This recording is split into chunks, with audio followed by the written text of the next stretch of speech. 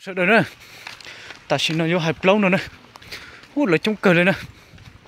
ta chỉ nó mà cú cho nên muốn sâu à, ô lại vô trong cờ liễu, nó mà sao sự cu thiên nhà anh đi được, người ta tỏ, hai khó nó cú cho nên sợ đời muốn sâu nữa, bấy muốn sâu,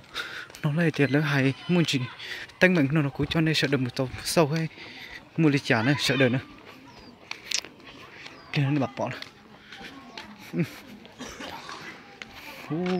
Trong cờ để sợ đời ơi,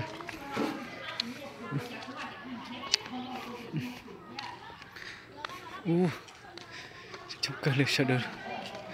cho nên sâu.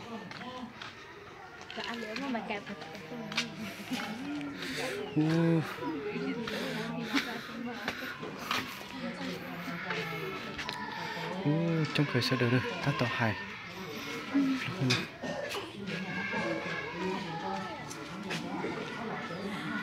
Có nó phải là có số nhìn là có là cá mồ lò rồi đó cũng phải là cái nào là có rồi dòng số thế này giờ nó cứ cứ cho ăn thử kia là có cứ xem cuối cái này của anh em này đối nhau có vẻ có nó chỉ lâu nó chỉ có làm xem nó cái người nó cứ là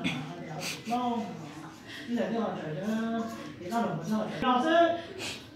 nó chỉ có cái khó để của cho trong cái chua để giải tiết là nó đâu giờ nó chả tiền trái cái này rau giờ chỉ một tô bé giờ có tua giờ ba những cái này chủ rau rồi này ta giờ chỉ một tô bé giờ có tua thì có những cái rau thì nó cứ mua là không mua này thì ba những mua thì mua giá phải